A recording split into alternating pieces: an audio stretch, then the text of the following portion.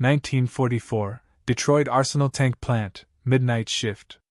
The first thing Rusty Frazzle heard was the scream of steel, a sound so wrong it cut through the thunder of the presses.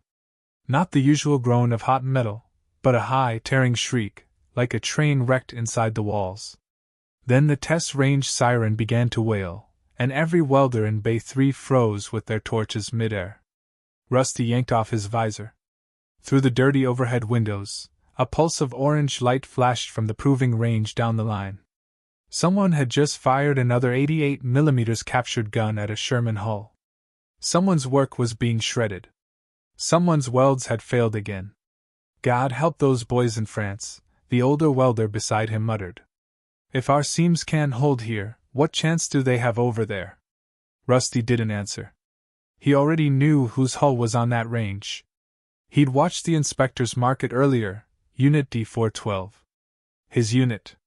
His welds. His name scrawled in grease pencil on the inside of the turret ring. A runner burst through the factory doors, the winter air rolling in behind him. Quality wants Frazzle at the range. Now! The other welders turned, faces pale under the fluorescent lights. Rusty stripped off his gloves and walked, boots ringing on the catwalk grating, heart pounding in time with the faraway hammering of presses and riveters. The whole plant was a beast tonight, roaring and clanging, birthing tanks faster than anyone believed possible. But somewhere that beast was bleeding. He stepped out into the Michigan night. Snow blew sideways across the concrete, tapping like fingertips on the metal railings. Down the path, floodlights bathed the proving range in harsh white. The Sherman hull sat there like an execution victim, its armor plate blackened and smoking, steam rising from the impact site. The 88mm gun loomed behind the blast shield, captured from the Africa Corps, they'd said. A trophy-turned test instrument. Rusty could see the impact crater on the hull's front glassy, a jagged, ugly splash of torn steel. His stomach clenched. The inspector, a thin man with a clipboard and a permanent frown, pointed at the scar in the armor. Look at that, Frazzle. Penetrated at a shallow angle. The shell shouldn't have dug in like that. Your seam's acting like a funnel. Rusty leaned closer, fingertips grazing the warm steel. The weld bead he'd laid yesterday ran across the plate, smooth and perfect by factory standards. Perfect and deadly. The impact had followed the weld line and bitten deep, exactly as the reports from Normandy said. German 88s were finding the seams. He heard another voice behind him, accented calm. Your joint geometry is wrong. The angle invites the stress inward. Rusty turned sharply. A small group of German POWs stood just inside the range fence, guarded by an MP with a carbine. They wore faded field gray coats with large white PW patches, their faces gaunt and tired. One of them, a young woman with a kerchief tied over her hair and clear, analytical eyes, was the one who had spoken. What did you say? Rusty asked. She hesitated, eyes flicking toward the guard, then back to the ruined hull. The weld. It traps the energy. Her English was careful, but the words were crisp, precise. If you change the root shape, you can send the force away, not into the plate. The inspector snapped. POWs are not authorized to comment on design. He shot the MP a glare. Keep them back. But Rusty couldn't unhear what she'd said. Trap the energy. Send the force away. It was the kind of phrase a real engineer used, not the usual muttering he'd heard from machinists and line workers. You know something about this? He asked her, lowering his voice. The woman's gaze lingered on the glowing crater. For a moment, the noise of the plant seemed to recede, leaving only the bite of the cold and the hiss of cooling steel between them. My name is Hilda Kraus, she said quietly. Before the war, I studied metallurgy in Munich. At Krupp, we tested plate and weld forms against our own 8 cm guns. Her eyes met his, suddenly hard. Your tank is brave. Its joints are not. Rusty felt a surge of anger. His kid brother had died in a Sherman outside St. Lo, burned alive when an 88mm shell punched through the front armor. Hearing a German, any German, talk about our guns twisted something in his chest. But there was no gloating in Hilda's face. Only a tired, bitter knowledge. The inspector shoved his clipboard toward Rusty. Sign here. Another failure. You'll revert to the approved double fillet weld immediately. No more experimenting. Rusty stared at the form. The approved method was exactly what the Germans were exploiting. He'd seen the battlefield photos, the way the seams tore open like paper. If they kept doing the same thing, boys just like his brother would keep dying, and all Detroit would do was stamp another serial number on another coffin. Behind the fence, Hilda shifted her weight, chain at her ankle clinking softly. You test many hulls? She asked the guard. Always like this? Quiet, the MP grunted. Rusty scribbled his name, but not in agreement, in defiance. As he handed the clipboard back, his mind was already racing, sketching angles and root gaps in his head. Illegal V-grooves. Variable thickness. Interlocking seams the rulebook said were too time-consuming. He met Hilda's eyes again. If I changed the joint, he murmured, what angle would make an 88 glance off? Her lips barely moved. If I answer that, I betray my country, she said. If I stay silent, I betray what is right. Her gaze flicked to the smoking crater. Which betrayal weighs more, do you think? Snowflakes drifted between them, catching the floodlight glow. Somewhere far across the ocean, men were killing each other in hedgerows and ruined villages. Here, in this frozen corner of Michigan, an American welder and a German prisoner stared at the same wounded piece of steel and saw the same truth. This weld was wrong, and if no one broke the rules, it would keep killing. Rusty took a slow breath, felt the cold burn his lungs, and made a decision he knew could cost him his job, his freedom, maybe more. Come back to Bay 3 tomorrow, he said quietly, just loud enough for her to hear over the wind and the distant machines. If you happen to walk by my station, and I happen to lay down a joint that's incorrect, you don't have to say a word. Just nod once if it's better. That's all. Hilda looked at the guard, then at the crater, then at Rusty. For a heartbeat, war lines blurred. She gave the slightest incline of her head. The siren wailed again, calling them back to production. Tanks had to move. The war would not wait. Rusty turned toward the blazing mouth of the factory, the roar of the machines swelling as the doors opened. Behind him, the ruined Sherman hulks glistened with melting snow, like gravestones for men who hadn't died yet. The next morning, before the sun had fully broken through the icy Michigan haze, Rusty stepped into Bay 3 with the same feeling he imagined soldiers carried into foxholes: anxious, alert, bracing for unseen danger. The plant was already alive with its usual chaos: the deep thrum of hydraulic presses, the rattling cadence of rivet guns, the molten hiss of steel cooled too fast. Sparks flew in golden arcs, lighting the air like swarms of fireflies caught in a storm. But today, the noise felt different. Every clang sounded like a warning. Every shadow felt like a pair of eyes. Rusty wiped his hands on his apron, though they were already clean. He wasn't afraid of inspectors. He was afraid of getting someone killed if he guessed wrong, or of being caught if he guessed right. Hilda Kraus appeared only after an hour, walking in with the other POW workers. They were escorted by the same MP as the night before, a tall, stone-faced man whose expression suggested he'd rather be anywhere but supervising forced labor in a factory that smelled perpetually of oil and exhaustion. The POWs were assigned to inventory scrap metal, low-risk, low-trust tasks. Even then, they were watched like wolves behind a fence. But Hilda's eyes flicked toward Rusty's workbench almost immediately. Not long enough to be suspicious. Just long enough to signal she remembered. Rusty lowered his visor and ignited his torch, pretending to focus on the standard double fillet weld he was supposed to be laying. The blue flame danced across the beveled plate, its heat reflecting off his face shield. Inside his chest, his heart pounded like someone tapping on the steel from the inside. He altered the torch angle just slightly, too slightly for an inspector to notice, but drastically enough to change the weld route. A tiny shift in the V-groove. Less filler, more bevel. Something the manual strictly forbade. From behind his visor, Rusty watched Hilda in the corner of his view. She was sorting offcuts into buckets, her fingers moving with a practiced precision that didn't match the job she'd been given. Metallurgists weren't meant to sort scrap. They were meant to study it. Rusty dragged the bead across the plate, keeping his motion smooth, rhythmic. He lifted the visor just enough to breathe, then stepped away. Hilda glanced over. Not at him. At the weld. Her gaze traced the bead like a reader tracing a sentence in a book. Rusty swallowed hard. The welder next to him shouted at an apprentice, and sparks erupted from across the bay, but to Rusty it all faded into silence. Then it happened.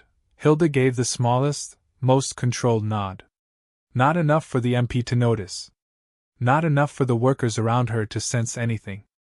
But enough for Rusty. He exhaled shakily. That was it. A confirmation that his forbidden weld had potential. One tiny step toward a seam that might save tank crews on the other side of the world. He moved to the next plate. Altered the angle again, just slightly different. A bit more bevel, a bit less filler. He laid down another illegal bead while pretending it was nothing more than practice scrap. Hilda took longer this time. She even turned away once, as if to hide the fact she was looking. When she finally assessed it, her brows drew together slightly. No nod. A subtle tightening around her eyes. Rusty scratched his chin. Too steep? Too thin? He adjusted again.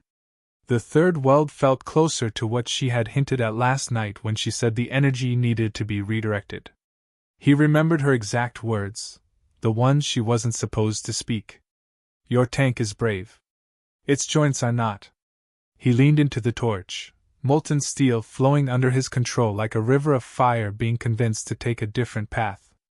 When he stepped away, Hilda paused longer than before. She studied it with the kind of focus a surgeon might give a wounded organ. Then, another tiny nod. Rusty felt the tension in his chest loosen, replaced by something he didn't expect, admiration. She wasn't just knowledgeable. She was brilliant. Even without touching tools, even under guard, even exhausted, she was helping him solve a problem even American engineers hadn't cracked. Kelly Johnson himself had toured the plant last week and muttered something about geometry interference and stress migration before being whisked away to work on fighter planes. Rusty had barely understood half of it. Hilda? She understood all of it. And more. As the day went on, their silent communication continued, tiny signals, slight glances. Nothing spoken. Nothing traceable. And yet, each weld Rusty laid became part of a hidden dialogue between enemies trapped in the same industrial war machine. But danger was closing in. Mid-afternoon, Inspector Rourke appeared again, storming into Bay 3 with the impatience of a man whose job required him to find fault, and who enjoyed it too much. His footsteps echoed on the concrete, his clipboard tucked under his arm like a weapon. Everyone straightened. Even the machine seemed to hiss quieter. He approached Rusty's station, eyeing the scrap plates. Why are you burning through so much test steel, Frazzle? Rusty forced himself to shrug casually. Practice, sir. Trying to clean up my bead consistency. Rourke leaned down, studying the plates. Rusty felt sweat trickle down his spine despite the freezing draft from the loading doors. This angle's off, Rourke muttered. This groove is too deep. And this isn't regulation at all. Rusty's throat tightened. He waited for the accusation, the threat of suspension, the order to strip his station. But instead Rourke snorted, scribbling something on his clipboard. Whatever. Scrap practice is scrap practice. Just don't bring any of this near a production hull. As he walked away, Rusty let out a breath he didn't know he'd been holding. Hilda, still sorting metal 20 feet away, looked up at the same moment. Their eyes met. For the first time, there was no mere nod, her expression carried something else. Caution. Warning. And beneath it, the quiet fire of determination. She knew, just as Rusty did, that they were now crossing a line that could cost them everything. But she didn't look away. And Rusty didn't either. Because somewhere across the ocean, American boys were facing German 88s every hour, and no rulebook in Detroit was going to save them. Only a better weld could. And Rusty and Hilda were getting closer. A lot closer. The test range thundered again 2 days later, shaking the windows of Bay 3 hard enough to make dust fall from the rafters. Rusty froze mid-stroke, torch sputtering. The whole plant paused in a strange collective silence. Welders, machinists, foremen, all waiting for the follow-up sound that determined everything. Had the plate held? Or had another seam been torn open like a paper envelope? A few seconds later, a runner sprinted through the bay doors, breathless and wide-eyed. "Frazzle! They want you at the range again, now!" Rusty set his torch down, jaw clenched. He could feel dozens of eyes on him as he stripped off his gloves and hurried toward the corridor. Some welders looked sympathetic. Others looked worried. 1 or 2 looked jealous. But all of them understood that being called to the range was never good news. The walk down the long concrete hallway felt like marching into a courtroom. Each echoing footstep only amplified the truth prickling under Rusty's skin. The plate tested today had one of the experimental joints. One Hilda had nodded to. One that could either save lives, or brand him a criminal. Snow whipped across the open yard again, carried by a wind sharp enough to sting his cheeks. The proving range loomed ahead, lit by harsh floodlights. A small group was already gathered: Inspector Rourke, 2 engineers from the metallurgy office, and to Rusty's surprise, a short, wiry man in a thick coat and narrow spectacles.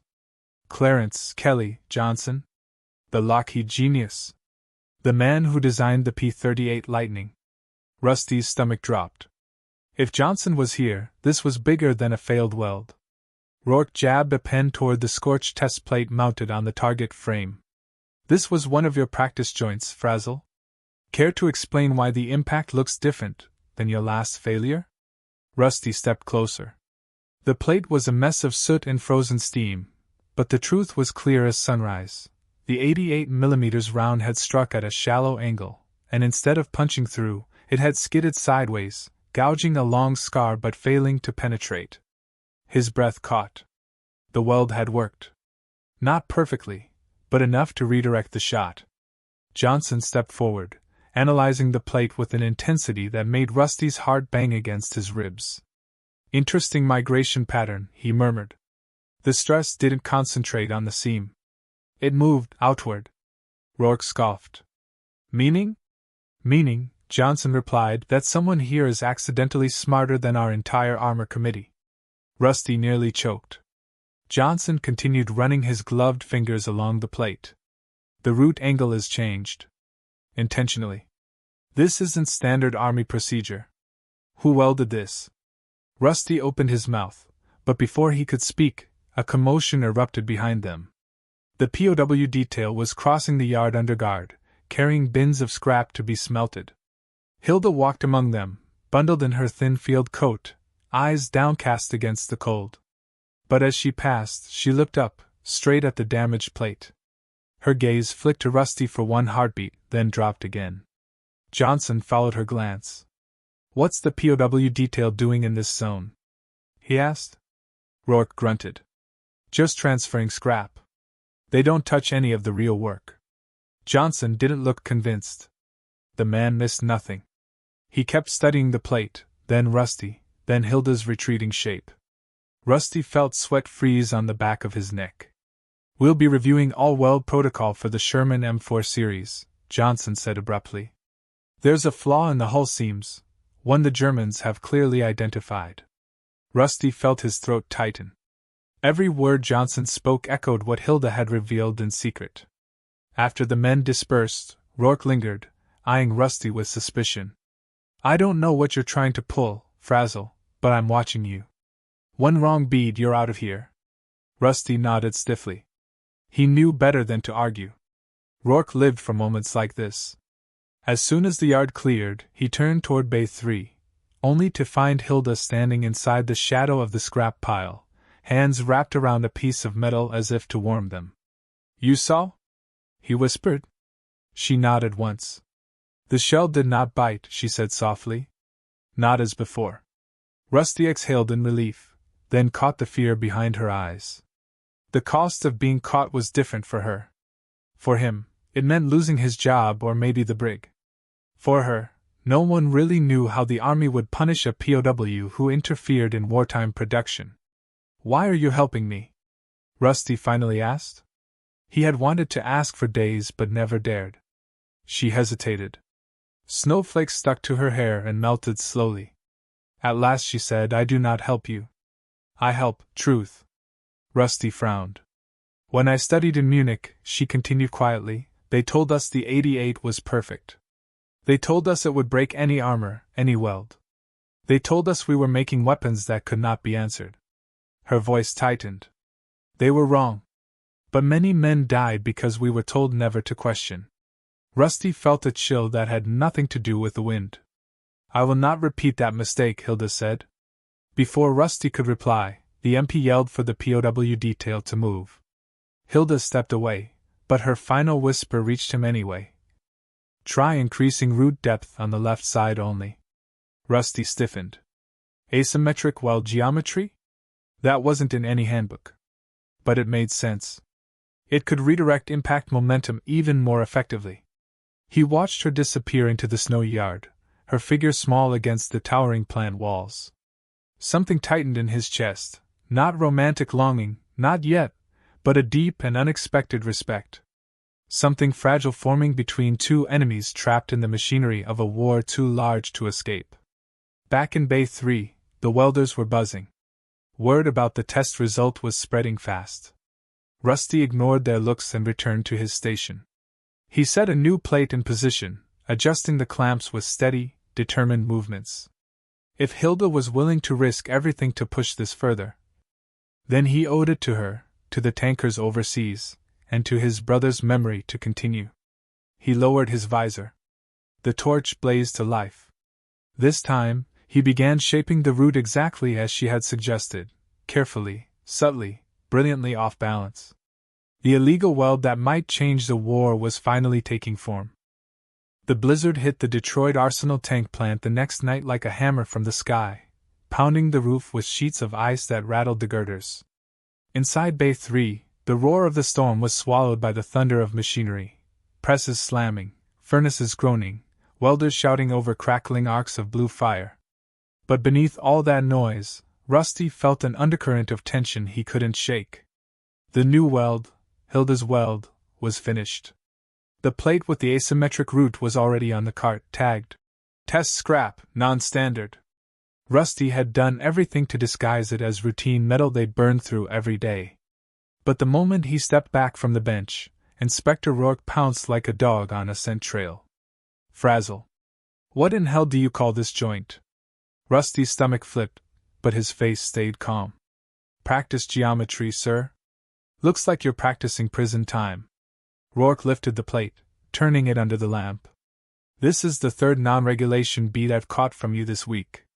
You're one weld away from losing your badge." Rusty's pulse hammered.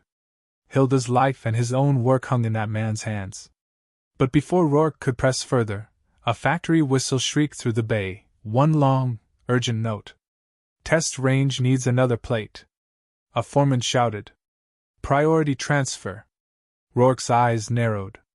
"Guess this scrap'll do," he muttered. "Load it." Rusty froze. "No, not that one. It was meant for quiet testing, maybe under Johnson's eyes, maybe quietly, safely. Not tonight. Not with full inspectors. Not with the wrong people watching. If this plate failed catastrophically, everything, Hilda, the experiment, his own career, would be crushed. But Rusty had no authority to intervene. Two laborers grabbed the plate before he could object and hauled it toward the yard with a clattering shuffle. Rourke followed, scribbling notes. Rusty hurried after them, every breath sharp and burning. Outside, the blizzard turned the world into a maelstrom of swirling white. Floodlights cast long halos through the snow. The test range gun crew braced against the wind, loading the captured German 88mm round into the breech. Steam rose from the Sherman hull like breath from a giant metal beast waiting to be judged. Hilda was there too, lined up with the POW detail being marched across the yard toward the scrap bins. Even through the storm, Rusty could see her watching him. Not curious, alert. Knowing something was wrong. The engineers huddled under the blast canopy. Johnson was among them, his coat flapping violently as the wind tore at the edges. When the test plate was mounted, he stepped forward, studying the weld joint. His voice carried over the wind. "Who welded this?" Rusty's throat tightened. Rourke turned sharply toward him. "Frazel did." Johnson's eyes weren't angry. They were curious, dangerously curious. "The exact geometry shift, interesting choice," he said. "Then why?" Rusty forced himself to speak steadily.